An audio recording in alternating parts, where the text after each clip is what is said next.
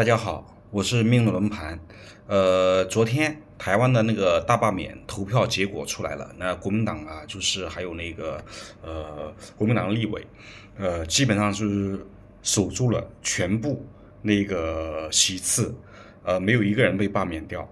这个是台湾民主就是实践的胜利啊，也是这个台湾民意的体现。这个本来啊应该是台湾内部的一些事情，但是大陆的一些小粉红啊借题发挥。今天我到很多的这个 YouTube 的那个媒体上看了很多就是大陆的小粉红在下面的留言，就是讲啊，他说你看。那个民进党把台湾搞得这么差，你们还是统一吧，统一你们才有好日子过。民进党都就是要把台湾要带入怎么样的一个环境什么什么的，一通指责啊，都是教师爷的样子，都给台湾人在指明路啊，就像一个灯塔一样的告诉台湾人应该怎么办。我就想说一句话。你们这些小粉红贱不贱啊？你们和青鸟是一种人啊，是和青鸟完全是一体两面的人。那台湾人搞大罢免是因为对民进党不满，人家在用民主的方式来教训他的执政党。来告诉台湾的民进党要重视民意，这个和统一不统一，和你统一不统一有什么关系啊？你们高潮什么东西啊？你们到人家那个台湾媒体下面和台湾人在那里指手画脚的告诉人家应该怎么办，应该统一，应该干嘛？人家要你告诉吗？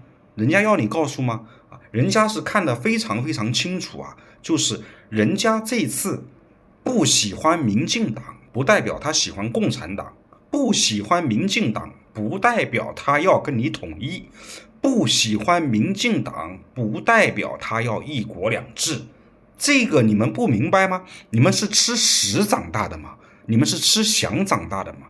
对不对啊？你们和那个台湾的那个青鸟有什么区别？我讲啊，其实中共最应该把你们这些人给通通的去从那个把你们从家里通通的拖出来打50大板，因为你们才是中华民族中华人民共和国统一的最大绊脚石。台湾人看到你们这些小粉红这个样子，人家想跟你们统一吗？你们是什么人啊？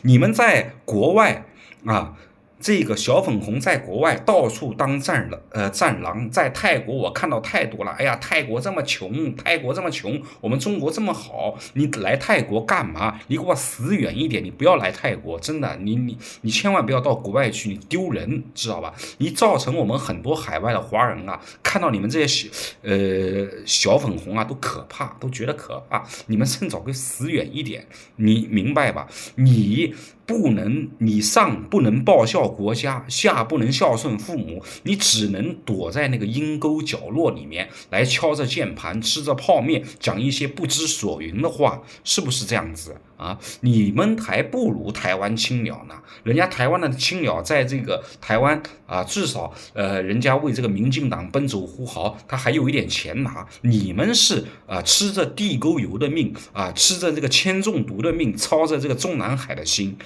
你们怎么还不明白啊？你们在党眼里面，你们有的时候其实在党心里面他是这样想的，你们这些人就像夜壶一样的，我能拿出来用一下的时候就能拿出来用一下，我不想拿出来用一下的时候，我嫌你们摆在那里都碍眼，你知道吧？你小粉红，所以说自己要有自知之明，你们是什么样的人？你们是在党眼里面，在国家眼里面对你们是一个什么样的定位？其实人家定位的清清楚楚，是不是？